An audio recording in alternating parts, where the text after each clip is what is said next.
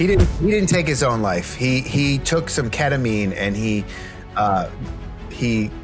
passed out. He nodded out in the hot tub. Matthew was not suicidal. Matthew was never a suicidal person. So I was very close with him, and I lived with him at different times, and he was not suicidal ever. He just he had a drug problem, and his demons would come back. He would get sober and then he would relapse. The challenge has been for me is people associate it with the woo, but there's actually science out there. And I think we should say something for your listeners, which is breathwork is an umbrella term. It's like saying fitness, right? So if I came on here and I was like, I do fitness, Karl, you'd be like, okay, do you do CrossFit? Do you do Soul Cycle? Like, what kind of fitness are you doing, Jon Paul?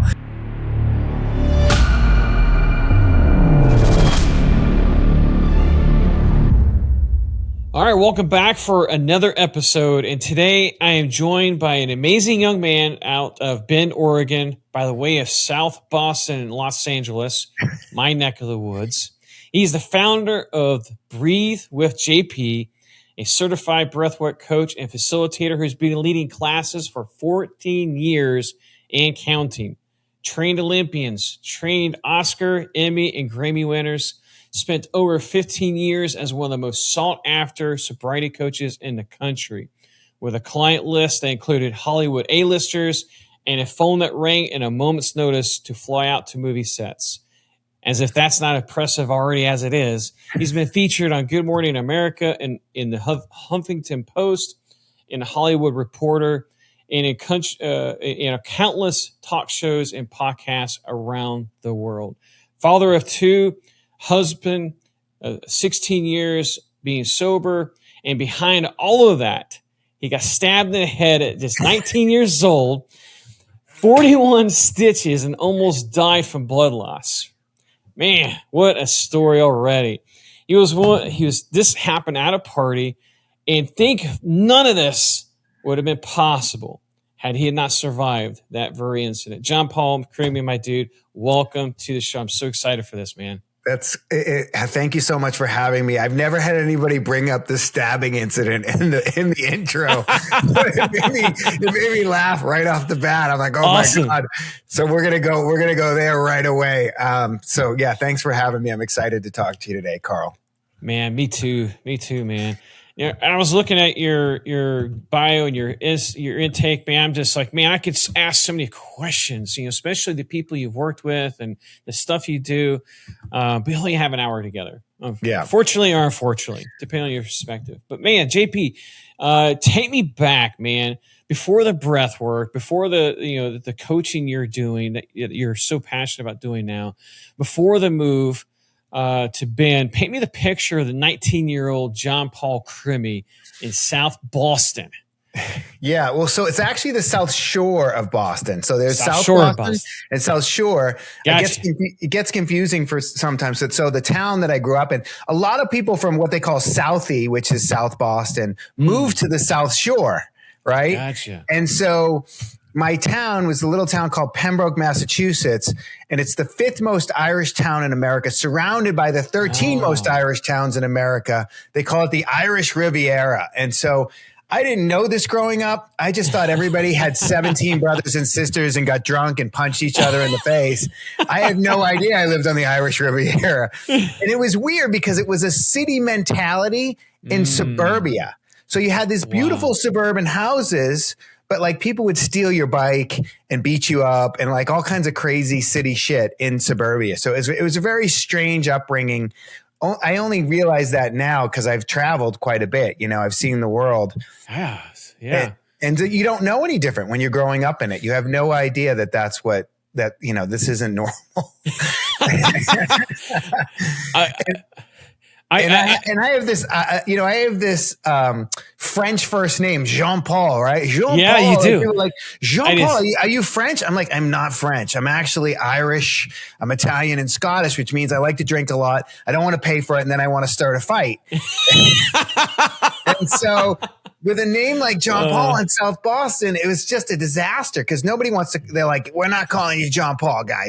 Is it Crimi or JP or what do you want, John? They won't say. Yeah. It's just like it was just a weird environment to grow up in.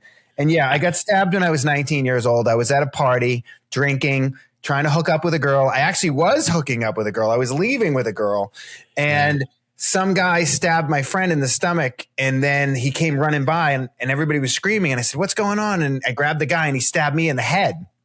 And so, I didn't even know what happened. I ended up losing all this blood and getting stitched up by a doctor who was like, "Don't worry, kid, your hair will cover it." All right. Let me put this. Now, those who are listening, he's completely bald, guys. So he has no hair. Yes. Right. Exactly. That's why it's funny. So yeah, I got to remember that people are listening. They're not watching. I'm not bald. I'm actually hairless. There's a difference. So I don't have any eyebrows. I don't have any hair whatsoever. I have alopecia. I lost my hair in my mid-20s. So that's a big part of my story, actually, because that bottomed me out from drugs and alcohol.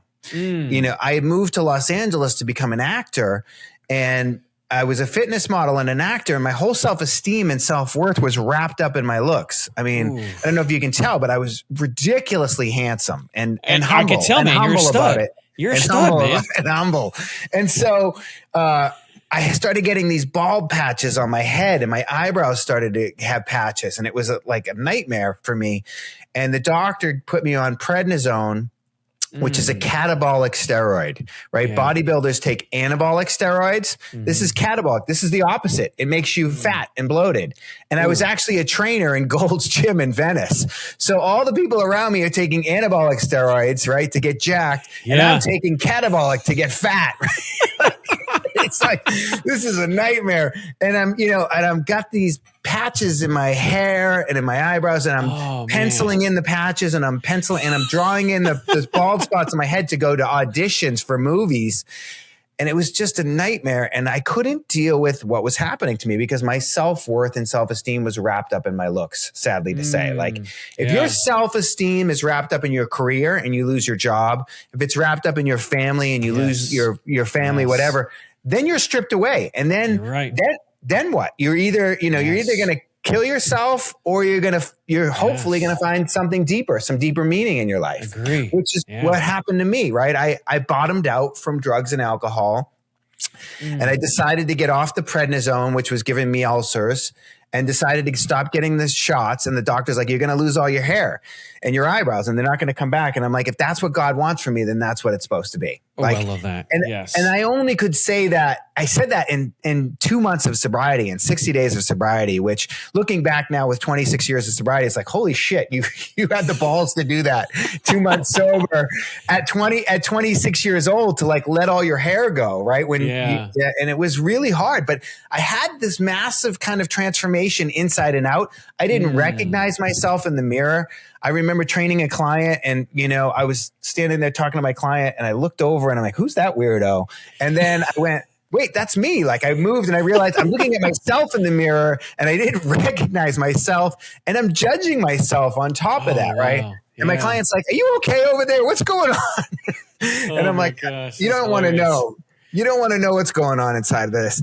And so it was a really difficult time, but I had this support system around me. I built a support system around me of men who were sober, who were helping me live a sober life and telling me how to live my life in a different way, and showing me, I should say, not telling me, showing me how to live my life in a different way. Yes. And I also decided to dive into some deep work on myself and start to do a bunch of different things that I had never done before, and focus on the inside. They say that fulfillment, purpose, happiness is an inside job. So I was like, okay, I've always tried to work on myself from the outside in. Let me try the inside job and see what that looks like. Yeah. And so I got sober, and I heard in sobriety and recovery that I had really low self-esteem when I got sober. And I heard if you have low self-esteem, then you need to do esteemable acts. So I was like, okay, what's an esteemable act for me? And I thought, what if I did Big Brothers of America? What if I mentored some young boy, and like helped him, and see if I can do something like that. And I went to Big Brothers of America, and I ended up mentoring this young boy. And he was a really, he was a teenager who's kind of had some problems going on. And that was life-changing for me. Like that was the first time I was doing something for somebody else without getting anything in return. But yet I got so much in return, because every time I dropped him off, I felt 10 feet tall. Like I would take him to the Getty Museum, and we would do paintball, and I would take him to the arcade, and we do all this fun stuff. And it was just amazing. And then shortly after that, I started helping guys get sober, other guys get sober. So I started passing that on, and I became really good at that. And because I was a celebrity trainer, somebody kind of pulled me into this world of celebrity sober companioning. They thought, if you can tell a celebrity to get on the floor and give you 20 push-ups, then you can tell them to shut the hell up and they're going to stay sober. And they were right. Like, I'm like, I don't care how famous you are. I don't care about your bank account. We're staying sober, And so I became this celebrity sober companion. I toured with a bunch of rock bands. I went on movie sets. I strapped people down on private planes who tried to open the door at 30,000 feet. Oh my gosh, that's crazy. People out windows. I've done all kinds of crazy shit, And wow. I've had to pull people out of crack houses in the favelas of Brazil, and just wild stuff. Wild stuff. So it was a wild journey. I realize now, after all the kind of learning I've done and the studies I've done, my nervous system was hardwired for fight or flight. And so I was really good in those situations, kind of like a soldier would be, right? Yeah. And so in drama, in chaos, I operated really well. Man, so much to unpack there. This is great stuff. This is something I was going to I'm glad you touched on this. You've worked with so many celebrities, so many, actors and bands and so forth. And one thing I want to touch on, and I think this is where I want a lot of people to really hone in on, is, we are oftentimes so wrapped up in our own problems, right? We're so wrapped up into our own chaos, our own issues, whatever's going on, that we forget that somebody else could actually, benefit from our impact, right? Our story, our contribution. And every time I'm finding myself ruminating into my own issues, my own problems, and whatever else, I'm challenged, like, hey, go speak life into somebody. Go send somebody a message, or go spend some time with somebody that you can uplift. Yeah. And every single time I've done that, and man, to your point, I felt 10 feet tall. Yeah. 10 feet tall. Yeah, you can be this is what a lot of people don't get. They think they have to get to a certain place to help other people. Yes. And that's not true. You can be a work in progress and a masterpiece at the same time. You can be working on yourself and helping other people. Yes. I am not perfect. Just ask my wife. She'll let you know, right? I think all wives can. I am so far from perfect, Karl. Yeah. But I'll tell you what, I've helped hundreds of thousands of people change their lives over the last 26 years. That's not incredible. Just 1,000, but hundreds of thousands of people. We were talking before the podcast. It's like, I've done classes in Tony Robbins events for 4,000 people. I did the largest breathwork class in Switzerland for 1,000 people, and again, I'm not perfect. But yet I can do work. I have work that really helps people. I have experience that helps people. Yeah. All that shit that I went through, all those hard things that I experienced, that's of great value to help somebody else. That's the alchemy behind it, that I can use that as gold to help some other person go through their difficult time. Yes, I have been there, and here's how I got through that. Yes. So good. See, thank you, because it took me, how old am I? 47. It took me a long time to figure that out, because to me, I told myself a narrative. Nobody wants to hear my story. Nobody wants to hear what I have to bring to the table. Nobody wants to hear about my experiences. I'm not that perfect person that we see on stages, right? We have this perception that when somebody's on stage speaking, or, you're in rooms with Tony Robbins. That's like the epitome right there, right? But we hold these people in this capacity that they are perfect. We know deep down they're not, but we just have this subconscious illusion that they are, right? And it didn't hit me until somebody sent me a video and I'll paraphrase this, but in essence, the wisdom that we carry isn't for our enjoyment, right? The fruit that we grow on this tree, i.e. wisdom, isn't for us. It's for the people walking by us, i.e. like the pear trees, right? The pear tree isn't growing its fruit because the tree is going to enjoy the fruit. It's for the people walking by to grab the fruit and enjoy it, right? To us, the experiences and the mistakes and our stories isn't for us. It's for people that we can inspire, right? People walking by us that we can. This is why we can drop a knowledge bomb in 5 minutes. It's like we look back like, damn, I need to take my own advice. Like, how did I just change that person's life, right? And I can't even fix my life. Well, here's the crazy thing about this. It's a journey, and you can inspire somebody. And, like Tony says, most people overestimate what they can do in a year and underestimate what they can do in a decade. And I'll tell you a great story. So Matthew Perry was a very close friend of mine, and we were hanging out a lot in 2012, and we were both huge hockey fans, and we were going to all the Los Angeles Kings games, right? And that just happened to be the year they went on the run for the Stanley Cup. So we were like flying around together to go to the playoff games and hanging out with the Kings. It was incredible. And then it's the final game. It's game 6 in the Los Angeles Staples Center. They're up. I think it was like 4-2 or 4-3. It's in between the second and third period. There's a little VIP room under the Staples Center that people go in between periods if you're a celebrity, right? It's tiny. Yeah. It's not a big room. It's a tiny little room. And I'm in there with Matthew, and Will Ferrell's in there, and Vince Vaughn, and Zac Efron, and all these celebrities are packed in this little room.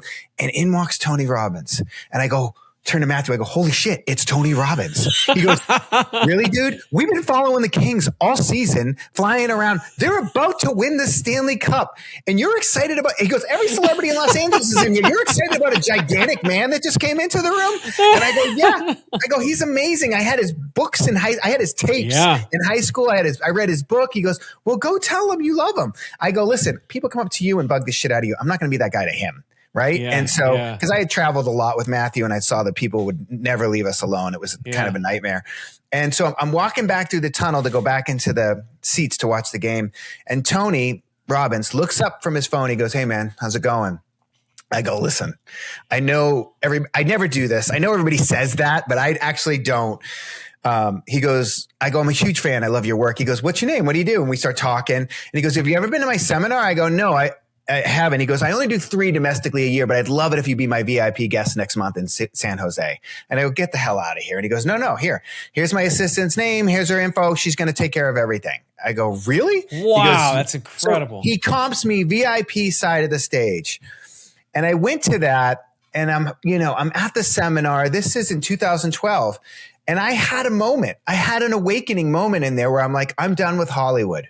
I'm done with chasing the Hollywood dream. Yeah. I'm just going to help people. If that's what God wants for me, that's what I'm supposed to be. I'm just going to help people. Yes. And so I came back, and that's when I found Breathwork right after that through Matthew Perry, ironically. He sort of connected me into Breathwork. Yeah, he had done a session with somebody, and then he got me a session, and I had an experience. And it was a different type of breathwork than the one that I teach now, but it sent me down this rabbit hole of trying all these different breathworks out. And so, and then Matthew came to my first class, and he's like, this is your gift. This is what you're supposed to do. And I'm like, really? I don't know. I don't know if that's what I want to do. But what I learned is, sometimes you have to let go of your dream. I had the Hollywood dream to step into your destiny, which is to do this thing. So good. Yes. And then the full circle moment was last year when Tony Robbins people reached out to me, and they're like, we hear you're this amazing breathwork teacher, and we want you to do some stuff for us in one of our, in one of our life mastery courses. And I was like, do you guys know my Tony Robbins story? And they were like, no, we didn't know it at all. And I'm like, let me tell you, and so it was this massive full circle moment where I got to go back and teach at a Tony Robbins event. It was such a gift, so incredible. And, it's just like Matthew came to my class 2 years later when it was sold out, a couple hundred people. And he's like, I told you this was your gift. And so amazing. And so sometimes we don't know what the universe has in store for us. Agree. But we have to be willing to show up and do something different. Agreed. We have to be willing to have an open mind and be like, I'm going to move out of my comfort zone. I'm going to do something I think is stupid. I thought breathwork was stupid. I was so cynical. I was like, this is the dumbest thing I've ever heard. I'm going to go pay someone to show me how to breathe. So people say to me now, like, I've been breathing my whole life. I already know how to breathe. You know what I mean? Like, it's like, you know how many times I've heard that stupid joke? And I'm like, listen, that's the problem with what I do. I shouldn't say problem. That's the challenge with what I do, is because you can't wrap your mind around how powerful this thing is, how transformational this thing is, until you do it. Because you've been breathing your whole life unconsciously. So when I show you, okay, you're going to do this technique, you're going to lay down, you're going to breathe this way for half an hour intensely, and your mind is going to turn off. It's a thing called transient hypofrontality. It's going to turn off the ego part of your brain, the critic part of your brain that talks shit all the time, that tells you you're not enough, that tells you nobody wants to hear your story, that tells you you could never do this. It turns that off and it moves you into your heart. And it's incredible, but you can't understand how that's going to happen until you do it. You actually have to do it to understand it. And this is why I'm always trying to get people to just come to my classes. I'm like, you don't know what it is, and you don't know what's going to happen to you, because it's different for everybody and it's different every time you do it. And so until you do it, you don't know. And when I found it, it was very weird and new agey and woo woo. And I was like, oh God, this is awful. Like, what is this hell that I have walked into? Right. And the music was terrible. And but the experience, the breath work, and what I felt afterwards, which was what people say in my classes, like, holy shit, that felt like 20 years of therapy without saying a word. Like, I cried in a way I've never cried. I let go of things I had been holding on to my entire life, things I had forgotten about, things I didn't realize was living in my nervous system. I let go of all this stuff. And then I went, okay, wow, why doesn't everybody know about this? And I had an epiphany in one of my own breathwork sessions, which was, oh, it's because it's new agey. It's woo woo. People want to do things with people they can relate to, right? So I said, if somebody did this like Tony Robbins style, if somebody did this East Coast edgy Tony Robbins, used cool music, added some cool elements to it, coached people through the breathwork in a real great way. Then they'd have hundreds of people in their class, maybe thousands. And I was right, because the classes I went to had 4 people in it, and they were like talking about aliens and fucking spirit animals. Excuse my language. Aliens and spirit animals. And I'm like, and you know, Mercury's in retrograde. That's why we're all struggling right now. Listen, stop blaming your messy life on Mercury in retrograde. Your life's a mess because you made it that way, not because the moon cycle, right? Come on. So I decided to take a different approach and put the science into the breath work and do a great demonstration, a great explanation of what's going to happen to you during the session. And people don't believe me. I'll tell them like, this is going to happen, that's going to happen. They don't believe me. I go, if you're sitting there thinking like, that's not going to happen to me, for sure it's going to happen to you now. You got that right. So I do this presentation. We do 30 minutes of the active technique. Then we let out a massive yell at the end, like, and then I have you pull moments in your life afterwards, moments of gratitude, moments of love, right? Because I want you to leave focused on the gratitude and the love. That's what's important, right? So good. Yeah. So good, man. Real quick before we keep rolling. Maybe life hit you hard. Business fell apart. Career isn't working out. Relationship ended. Health took a dive, and now you're standing in the rubble trying to figure out what the next move even looks like. Or maybe nothing blew up at all. On paper, you're winning, sure, but on the inside, something's off. If you're not in crisis, you're at a crossroads. And the playbook that built the life you have is not the playbook that builds the one you want. Either way, you're stuck. Not broken, stuck between who you were and who you're becoming. Most self-help just piles more weight on the load you're already carrying. I do not want to do that. I put together a free video series called The Grit Code Exposed, and I want to invite you to check it out. 7 short videos, that's it. The 5 laws that change everything for me and every client I coach. The same 5 that every person who's ever come back from the fire has walked through, whether they had a name for it or not. No fluff, no 90-minute webinar, no bait, just the free video series. You can start it tonight. Grab it at gritcodeexposed.com. One more time, gritcodeexposed.com. It's free. You don't need any more hustle. You need the next version, and this is how you find it. Check it out. See if it speaks to you, and if it does, I'll see you on the inside. All right, let's get back to the conversation. I definitely want to dive more into this breath work because this is what you do. This is your jam. This is honestly an area that I've always been so intrigued about because I'll be transparent. Yeah, for most of my life, I thought it was woo-woo, foo-foo stuff, right? I mean, it's like, whatever, get away from me, right?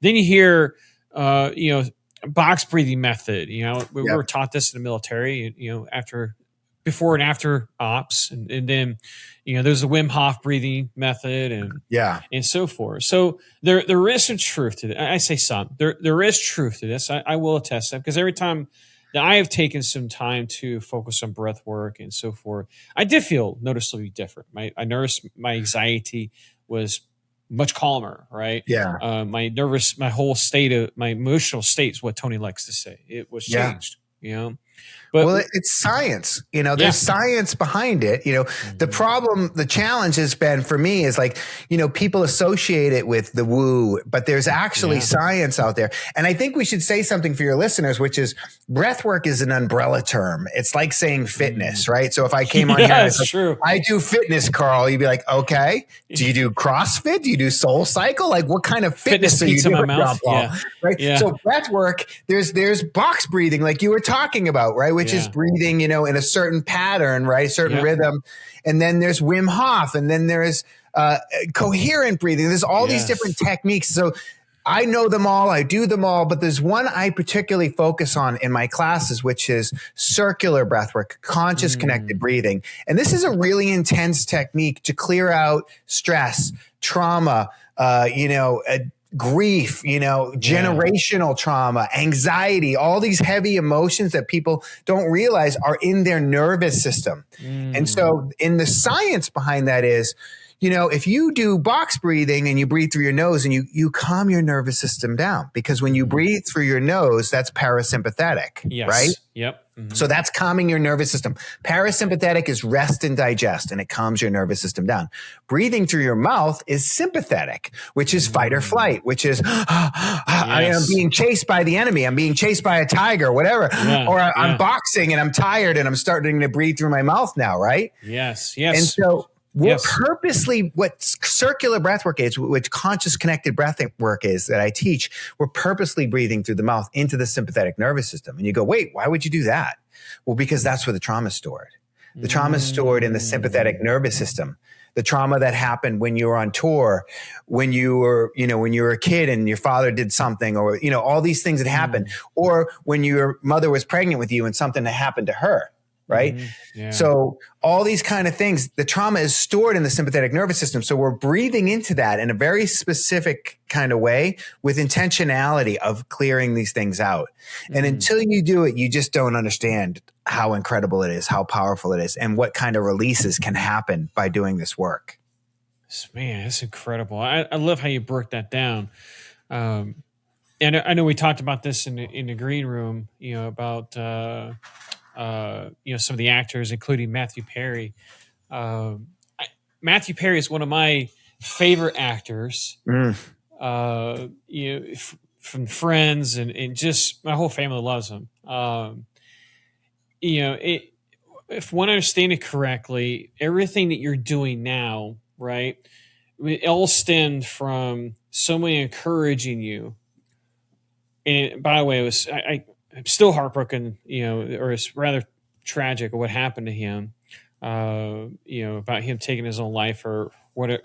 However, he didn't take his own life. He took some ketamine and he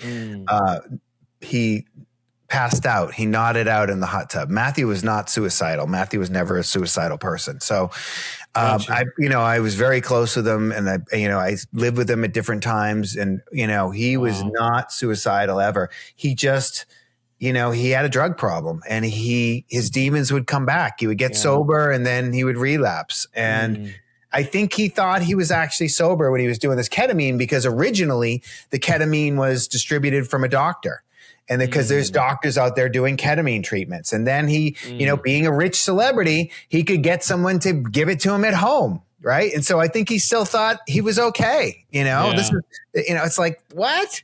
But he wasn't. And he's not. And it breaks my heart. And, it's funny because so talented. It's somebody sent me this thing yesterday. It's an auction that they're having for his stuff, some of his stuff, right? And I started looking through it, and it was absolutely gut wrenching for me, because it's like, I've lived in his house, so it's like I remember having conversations about the Rocky poster that Sylvester Stallone signed to him. Yeah. They're auctioning that off. I remember, like, there's a ping pong table that I was, hanging out with him when he bought it, this custom made ping pong table. I didn't know how to play ping pong. He taught me how to play ping pong on this ping pong table. We played hundreds of hours on this ping pong table. I put a fucking bid on it, but some Hollywood scumbag is going to outbid me and get this ping pong table, which is like, it means something to me. It's like, it means a lot to me. I would love to get it, but it's probably not going to happen, unfortunately, because people want the memorabilia of Matthew Perry. And it's heartbreaking for me. And I was just going through the stuff, and I was just like, oh my God. One of the last conversations we had was about this Banksy picture he had on his wall that I absolutely loved. And that's, everything's being auctioned off that, his family didn't want to keep, whatever, but it's all going to his foundation, which is a good cause. And I think that's a good thing, That's good. But it's just heartbreaking to see that. Like, here's a man's incredible life accomplishments being just auctioned off to his charity, Friends scripts and, different things like that, and memorabilia from friends. And I'm just like, oh, it's so sad. He could have had such an amazing life. Yeah. And the addiction, it just took over. And nobody, I got to say this, like, because some people think it's a moral failing, and it's not. Nobody wants to be an addict. Agree. Nobody likes being an addict. Agree. Thank you for saying it. Agree. Wholeheartedly. I agree, man. I got to ask you, was between onset and offset, since you're so close to him, I'll ask you to this. Is he the same person? Right? Because when we look at Matthew Perry in the season of Friends, you see this goofy, funny, life-loving guy, right? Just funny. His face, the way he does his facial gestures, and the way he interfaced with Courtney Cox and all the other actors. It was just this. He was like, I wouldn't say the centerpiece of the show, but pretty damn close to the centerpiece of the show. Yeah. Right. Pretty close to. I forget the actor's name, but he played the role of Joey. But with the experience you've had with him, you mean? Yes. Yeah. Is he the same person on and off set? To a degree. I mean, listen, the show is on TV, right? So true. That's true. I would say he's in real life. He was an R-rated Chandler. All right, I appreciate, you know what I mean? Like, I got to hear the real it's like people aren't PG in real life, are they? Do nobody's TV PG in real life. I don't think. Maybe some people are, but he certainly wasn't. And so, I got to hear the stories that, the public doesn't know, that were incredible and hilarious and a lot more, R-rated and inappropriate. And he was one of the funniest people I've ever met in my life. And, and I got to make him laugh, and he would be shocked, and I was like, dude, you're not the only funny guy on the planet, bro. You know what I mean? You got a TV show, you had a TV show and you crushed it and you're super talented, but there are other funny people too. And like, we had some good laughs together, and I miss him. Man. I miss him a lot, and it's like, I was saying this the other day yesterday actually, because I was really choked up going through the auction stuff. And I was like, I said to my wife, grief is love with no place to go. And I want to reach out to him and I want to be like, look at this and look at that. And, he used to send me music for my classes, songs that I to use in my class. And he had great taste in music. So we shared this love of music. We went to see, Mumford and Sons, at this K-Rock breakfast thing. And because it's Matthew Perry, we got to go in early and meet the band, right? Which is always an incredible perk. I can imagine. And I asked Marcus Mumford, are these your sons? and Matthew was like, oh my God. And he was like so embarrassed, but at the same time, he thought it was hilarious later. And, and so it's just, I think about that when I hear a Mumford and Sons song. I can't hear a Mumford and Sons song without thinking about Matthew. And it's heartbreaking. It's like, I miss him. Yeah. I can imagine, man. I can imagine. I feel it, man. I can sense it in the way you talk and how you feel. And I think we can all relate to that. I think we've all lost, some dear loved ones that, we still look back and we either a smell that we experience or something we hear or taste. And it always brings us back to that one person. It's like, man, I miss that person. I miss the memories we had or, stuff of that nature. Which, because of that, though, it led to the work that you're doing now, right? It led to your destiny, is what you said. You had to. Yeah, without Matthew, there's no breath work.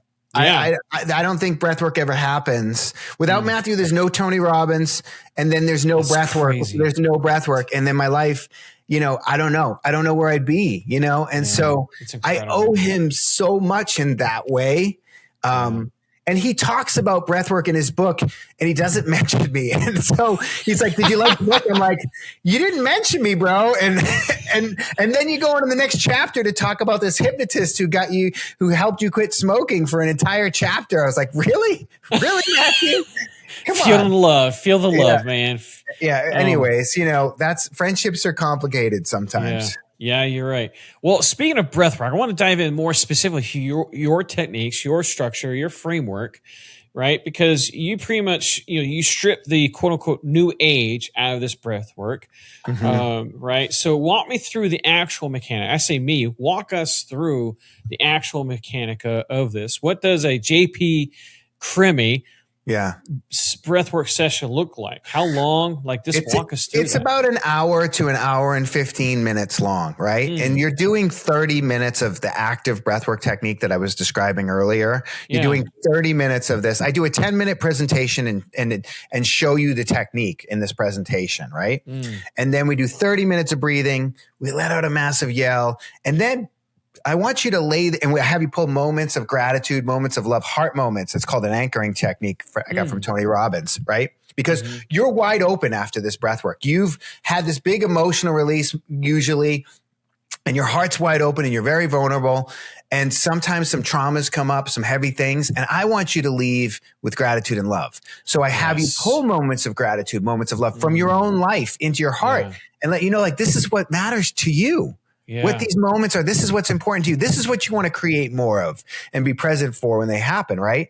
And then I tell you, lay there for a few more songs. You didn't come here for the breathing technique. You came here to feel amazing afterwards. There's plenty of time to get up and start arguing with people on Facebook and let them know how wrong they are, okay? You can do that later. So just lay here and feel good for a few songs at least, right? And then I come back on. I'm on there the whole time, I should say, but I do a little Q&A at the very end, which you don't have to stick around for the Q&A, but usually people have questions, and the question is usually like, what the hell just happened? Like, what was that? Like, even though I do everything I can to prepare you. I've spent 15 years perfecting the presentation to prepare you for this experience. It still doesn't prepare people. It still doesn't get people ready because it's so powerful. It's so intense. It's so transformational that I can sit here and talk about it for an hour, Karl, and people still won't get it until they do it. And here's the thing. You can do the live class with me Sunday morning on Zoom. You can do the live time. You don't have to do the live time. There's a 5-day replay afterwards, right? So I have people that come from all over the world and they can't make the live time and they do the replay. But what I'm saying is you can do the live class and then you can do the replay 5 days in a row. It's literally the same class. Literally is used in the proper context there, right? It's literally the same class. It's a recording. I'm saying the same things. It's the same music. And you're going to have a different experience every time you do the replay. So you could do the same class 5 days in a row, and it's a different experience because it's clearing things. It's sort of pulling back layers of stuff that you've held inside. Onions. And some people, their first experience is kind of like they're so surprised and caught off guard by the physical stuff that happens in their body that they can't even get to the emotional stuff. So they might need to do it a couple times because the physical stuff can be so intense for some people. There's a thing called tetany that can happen where your hands cramp up like this. And it can freak people out. And I'm like, you're fine. You're not having a stroke. You're totally fine. And so I'm preparing people for this. And so the physical stuff can just throw people off so much that they can't get like to the emotional stuff as much, or they don't, whatever. So they need to do it a few times before they can get to that. Let go and be like, okay, I've done this already. This is normal. I'm fine. Let me now get to some of the emotional stuff I need to clear out of my body. Wow, that's so incredible. Let's dive more into who is this for, right? I mean, the person that's listening right now, whether it's your dudes or, those that, there's so many different walks of life, but it's for everybody who wants a shift, who wants a change, who's carrying around some shame, who's carrying around trauma, who's carrying around guilt. It's for people who have stuff that they don't know why they have stuff. Why do I feel this way? I don't understand why I have this depression. I have this anxiety, whatever. Well, trauma is passed on through the DNA. Science has proven that trauma is generational now. There's plenty of studies out there. Yes. And so I say, you thought you were screwed up because of your parents, and you were right. It is their fault. Call them and let them know. Don't do that. Don't call them. I'm teasing. But listen. I'll give you an example of us, and there's books on this called, The Body Keeps the Score, and it didn't start with you, right? Yes. Yeah. Yes. But I'll give you an example of a study that they did on mice. Well, at first they did studies on mothers that were pregnant at 9/11, that the babies were born with higher cortisol levels than other babies, right? They have studies that, Holocaust survivors, the grandchildren and great-grandchildren of Holocaust survivors have much higher rates of anxiety, depression, suicide, right?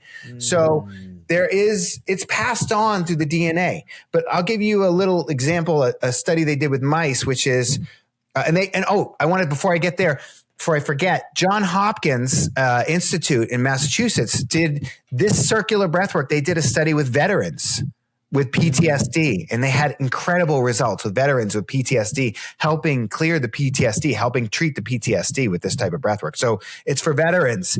And I'm not a vet. I've helped veterans, but I have people that I've trained. So I do teacher trainings. I've done them for the last 9 years. I've certified over 3,000 people in my method of doing this breath work. So if you're a coach, if you're a yoga teacher, if whatever, and you want a tool that will 10x your practice with helping people, this is the tool. Right. So I have a lot of people I've trained, and I have the trainings. I do them in person twice a year, and I also have them online. So I've had people from all over the world do them online, and then they're out there helping people with this breath work. So it's not just me doing it. I'm creating people who are doing it. That's interesting. So let me tell you about this study on the mice that they did. So they sprayed cherry blossom spray at the mouse, right? And then they electrocuted it. Okay. And now this mouse had a baby. So the next generation, they sprayed the cherry blossom spray, and it had a reaction like it was getting electrocuted.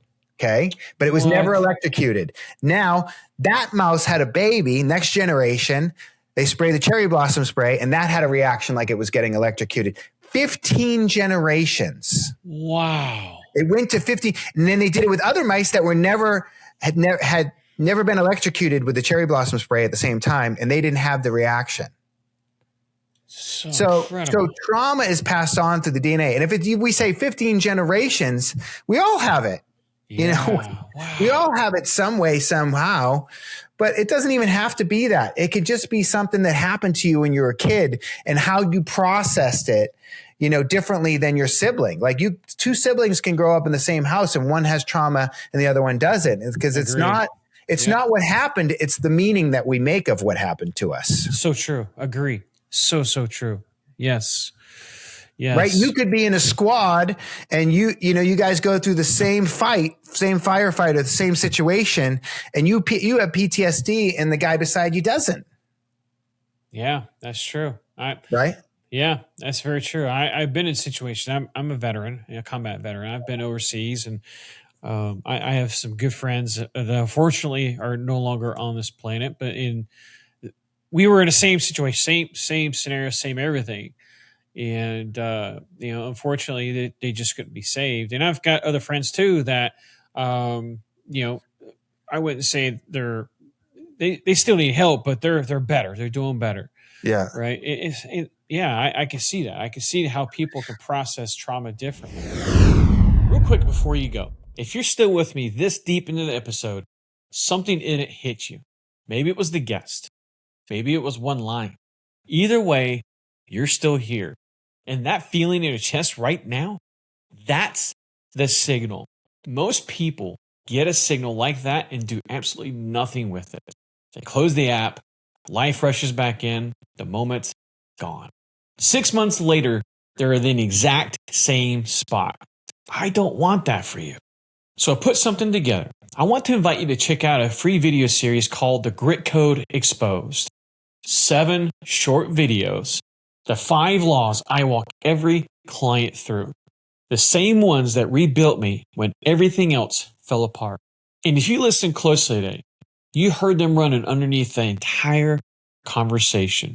Because everyone who's come back from the fire walks through these 5 laws. Some find them on their own, some get help, but the laws don't change. Free video series. You can start it tonight. No fluff, no 90-minute webinar, just the series. And if you're going to do something with what you heard today, do this before life talks you out of it. Go to gritcodeexposed.com.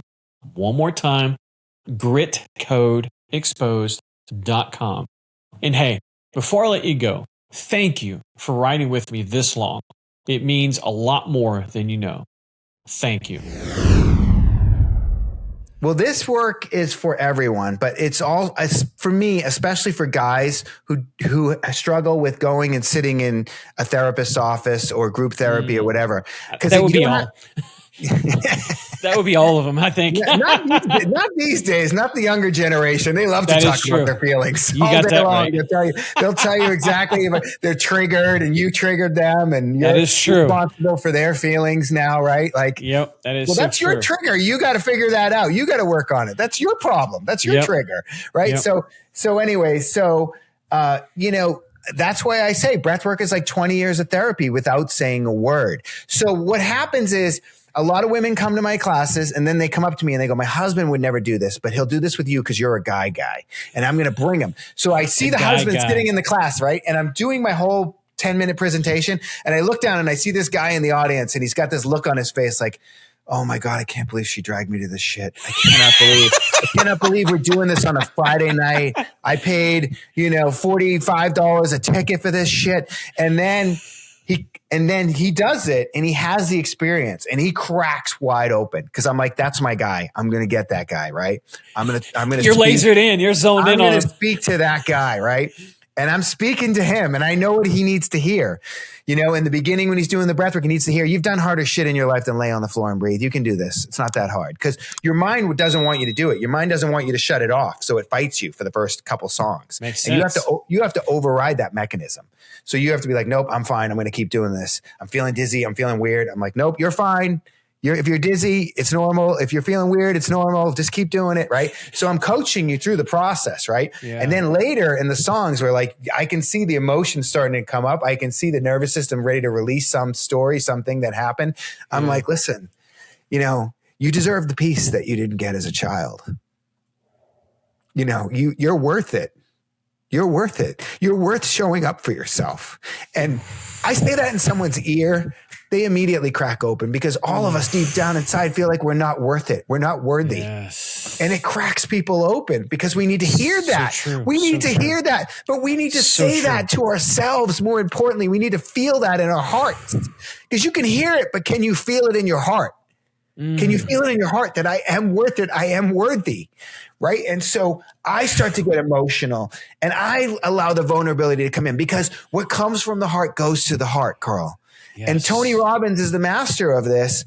And I have the same ability to, like, I'm a guy, I'm a tough guy. I'm a black belt in Brazilian jiu-jitsu. You mess with my family, I will choke you unconscious. But I will also open your heart and put gratitude and love and joy in there. So I have both sides.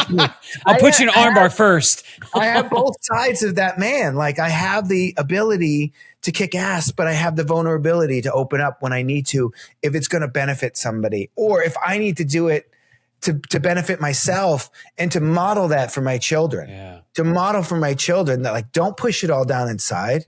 Agreed. You know, don't be hard on yourself all the time. I can't say that to them and then be hard on myself. Right? Man. Because if somebody treated me like the way I used to treat myself, I would go to their house with a bat and kick the shit out of them, you know? And so I have to model that for my children. So it's true. Really, it's, you know, I cracked that guy open, and then they come up to me after the class and they're like, man, I thought this was going to be the stupidest thing. And can I give you a hug? And they hug me in the lobby and they start crying on me in the lobby. And this is a grown man. I had a guy, my last class here in town was the captain of the SWAT team, right?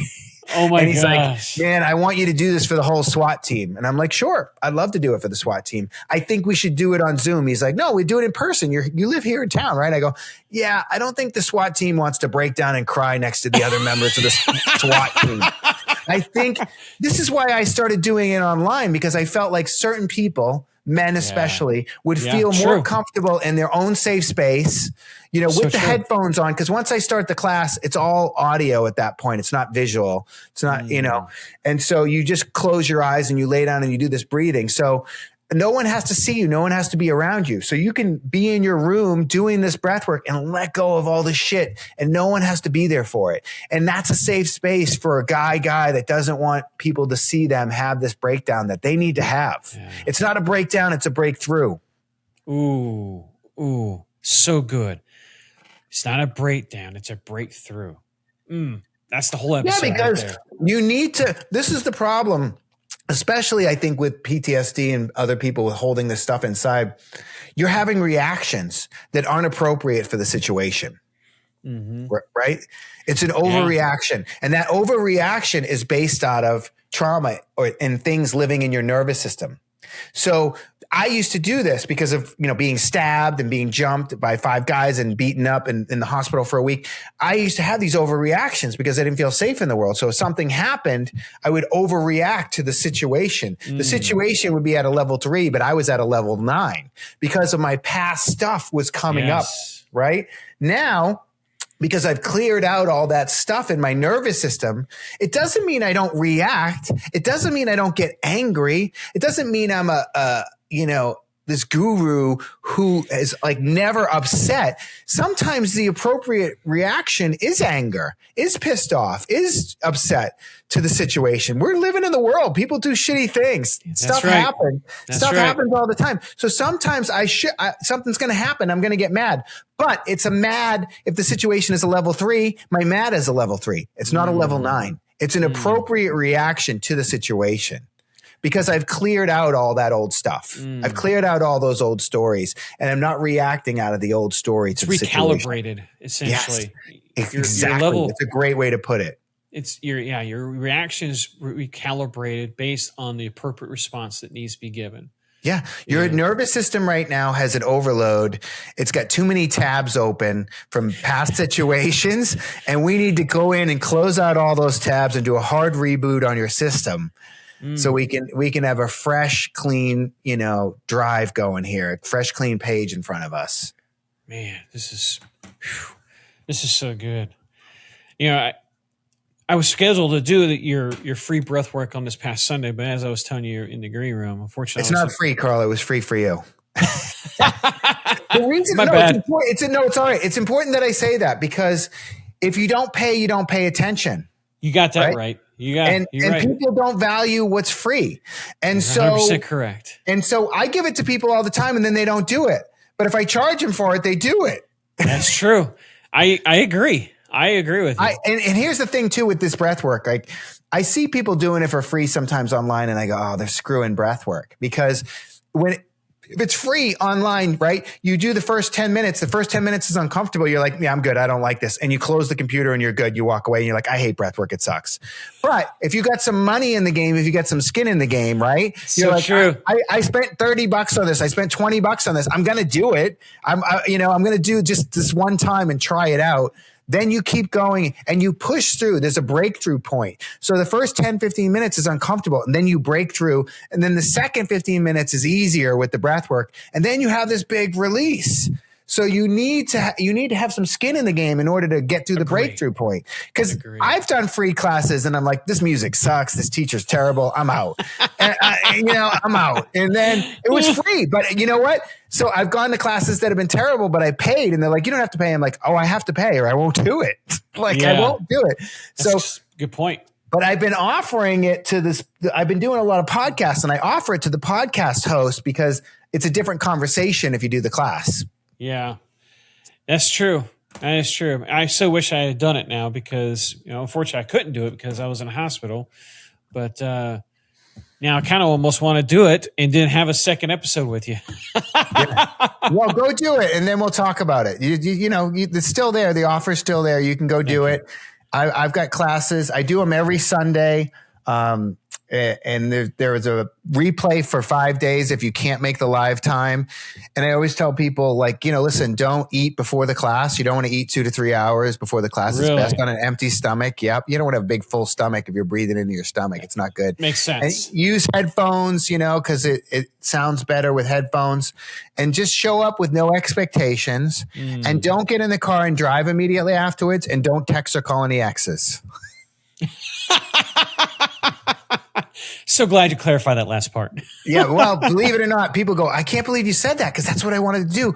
I know. I know. That's why I said that. Listen, you're not going to send them to me and then they're going to be the person you thought they would be.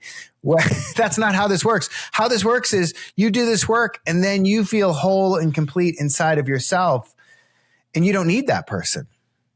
So true. I say a lot of relationships have ended because of this breath work. And people are like, what? I'm like, because the only reason you ever let someone treat you poorly or less than you deserve is because you feel like you deserve that unconsciously on some level. That's true. When you start taking good care of yourself, when you start leveling up and, really taking care of yourself and learning how to love yourself, which sounds corny, but this is how you do it. No, I agree. Then you don't let people treat you poorly anymore. So they either have to they have to show up in a different way or they have to go. Yes. Whew. So man, so much value in this episode, man. So much. Now I am going to sign up for this class for sure. I appreciate you sharing all this. There's a lot of different themes I do in these classes. Some of the themes are like stress, anxiety, depression, or grief, anger, whatever. And I tell people, they're like, what theme should I do? I'm like, it doesn't matter. The theme, I weave that theme through the class. The framework of the class is the same every time. I change the music every class, but the framework and the music is different. The framework is the same. The music is different. The theme is different. I weave that through, but like the breath work is going to give you whatever you need right now. So you might need something because you're dealing with some anxiety, some stress around some health issues. Somebody else needs it because of grief. Doesn't matter what the theme is. They're going to get what they need. The person with grief is going to help. It's going to help process their grief. The person with the stress, it's going to help process the stress. So good, man. Well, those who are listening and watching, please dive into this. Please sign up for his course. Sign up for this breathwork class. I'm definitely going to sign up for it. Man, JP, what are you most, man, you've done so much, man. You've helped so many people, A-listers, celebrities, everybody we see on TV and on stage and so forth. But the average person would think, well, what's left? But so what are you so fired up now? What gets you fired up the most right now? It's funny because I wanted this extraordinary life, this celebrity life. I wanted to be rich and famous. And instead, God said, I'm not going to make you rich and famous. Instead, I'm going to have you help the rich and famous so that you can see that that's not going to fix you, that that's not going to fix this hole inside of you. And so I got to do all this crazy stuff. I got to tour with rock bands, and I got to go on movie sets, and I got to, hang glide in Brazil and shark dive in Australia. I feel like I've done it all at this point. And so what actually excites me is just living a simple life and like playing soccer with my son in the backyard. Like it's really just the simple things of being present with the people that I love. And that makes you rich, my friend. Thank you. That makes you rich. Yeah. That's it. Yeah. 100%. Whew, man. This has been a good episode. I think this has been one of my top favorites, man. I appreciate you. Yeah. Absolutely. I believe you said this before, but nothing changes if nothing changes, right? If you want something different, then do something different. I would love to just look in the camera. I love to give everybody 60 seconds. Say it to the man sitting in the parking lot tonight, hands on the wheel, hasn't been sober, or they're pondering life choices. Talk to that 19-year-old version of you as you're coaching this person who is today. So I would say that be open-minded. Everybody thinks they're open-minded. The most closed-minded people on the planet think they're open-minded. I've never met anyone that's like, yeah, I'm closed-minded. I'm not trying that. But like, I'll go, well, are you open-minded? And they go, yeah. And I go, well, then try my breathwork class. And they go, no, I can't. I'm not going to do that. And I'm like, then you're not open-minded, bro. You're not open-minded if you're not willing to try it. I thought it was stupid too, but you have to be willing to do something that you don't want to do or you don't think will do anything. Agree. That could possibly change your life. So you have to be willing to do something different. If you want a different life, do something different. You can't change your life. You can't level up in your life doing the same shit you've been doing. Yes. It's just a fact. You have to do something new. You have to do something different. So come try my breathwork class and see what the experience is. Maybe you hate it. Maybe you never want to do it again. That's fine. But come try it and see what that experience is for you.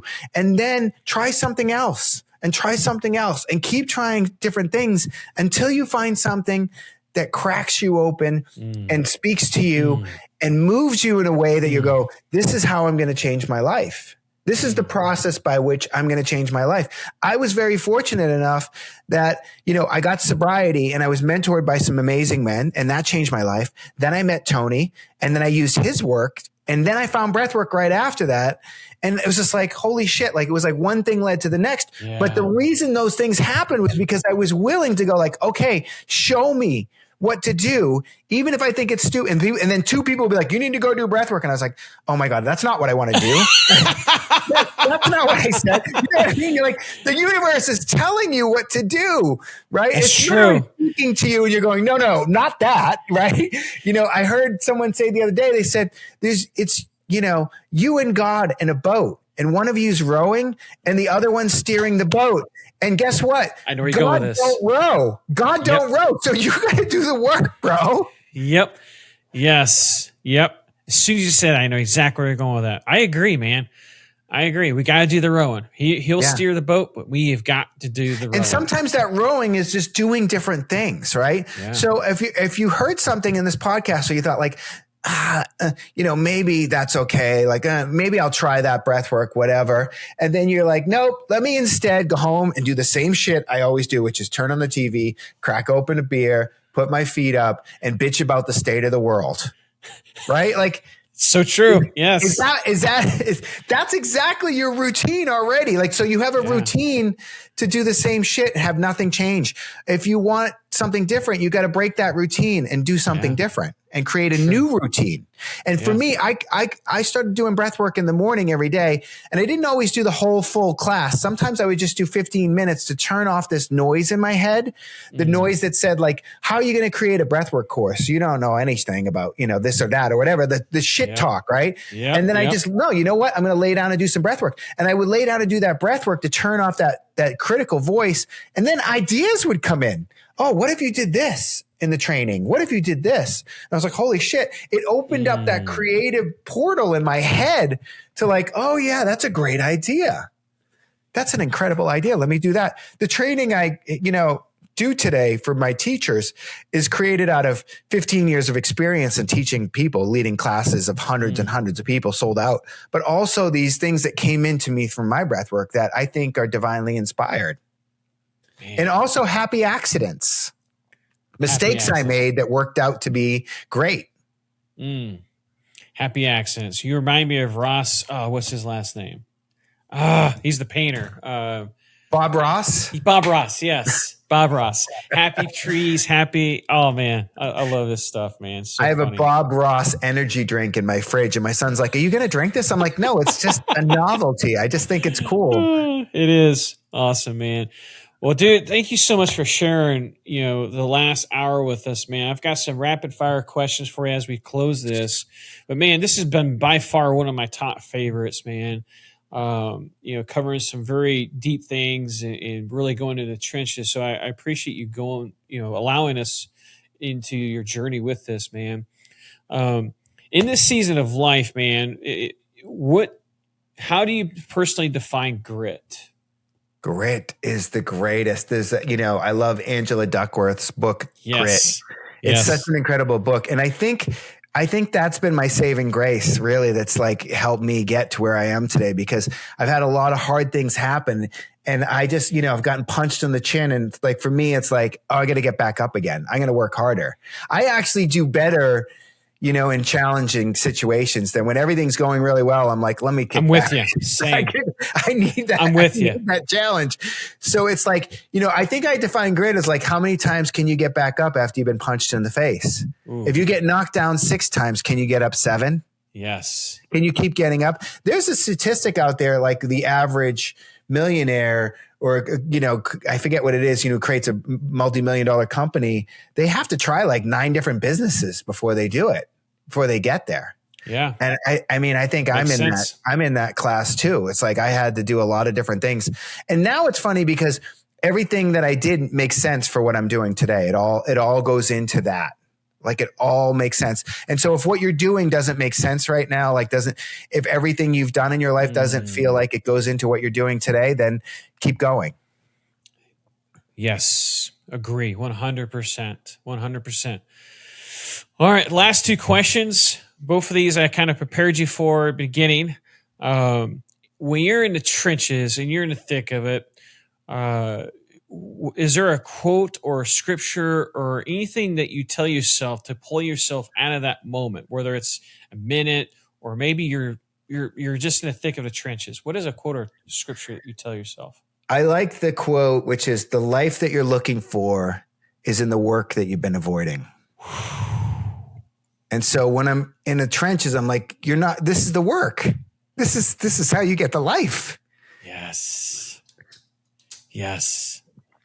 I got goosebumps on that one, man. Yes. So true. All right. Last question is 2 parts. Those that are listening, I love to ask or offer my current guests an opportunity to challenge my next guest with a question of their own. So Renee Carbone Fleming had this question for you. And again, the lineup is completely anonymous. Okay. So if you were completely anonymous, nobody knew you, and you had $1 million in the bank, so the next meal, next bill, everything was pretty much covered for you, what would light you up? What would you actually do? It's funny because, I'm almost to that place, and I love what I'm doing now. It gives me purpose and fulfillment, but I feel like I've trained enough people to sort of take my place. Yeah. And so I go back and forth on this very thing, which is stand-up comedy, which I've always loved. I can see that. Or writing a book. And I've been working on a book, but writing a book that doesn't have to do with breath work, like more of a fiction novel. The stand-up, I know I could do. I have zero question about, doing it. I know I'd be good at it. I can tell. 100% yes, you confident in it. The problem is I don't want to stay in a shitty hotel in the middle of nowhere for a 10-minute set. So that's what I don't want to do. So I'm like, I don't know, is that the lifestyle of it? Because I'm quite aware of the lifestyle. Yeah. Yeah, I imagine you are, man. And having that insider knowledge, I guess, could best guide you, accordingly, right? Having that exposure for sure, man. Awesome. I love that, dude. All right. What would you love to challenge my next guest with? What would be a question that you would love to ask? I would say it's kind of a two-part question, which is what in your life are you most grateful for right now? Ooh, yes. And where do you feel like you need to do the work on yourself in this moment? Where do you feel stuck? Your next guest is going to hate me. Not after this episode. Yeah. Awesome, man. Well, thank you. Awesome. Well, thanks for having me. It's been awesome today. I really enjoyed it. Thank you, man. Appreciate it.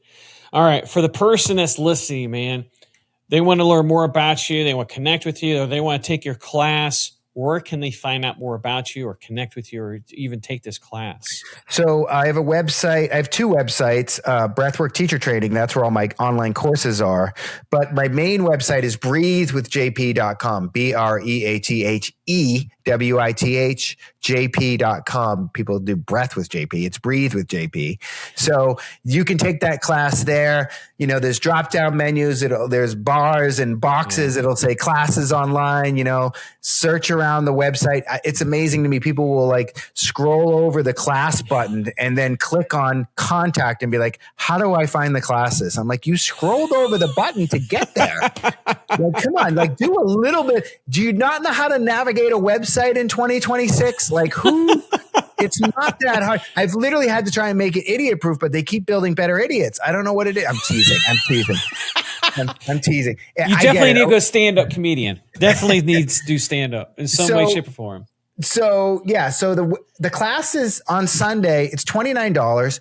I offer a discount your first time because everybody loves a deal, right? Yep. So $10 off your first time. So it's $19.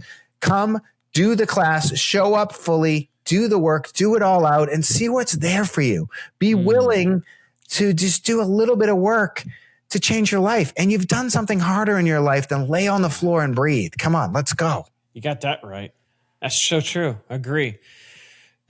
Well, again, Jon Paul, man, thank you so much for coming here, sharing your time with us, sharing your wisdom, sharing your passion about breath work. I'm definitely going to take advantage of this course. And I definitely encourage everybody that's listening or watching to please do this. So again, thank you. I honor and respect you for coming here and just sharing a moment with us, man. Thanks, Karl. Thanks for having me today. Absolutely. To those who are listening and watching, the gap between average and excellence is just action, guys. Even imperfect action.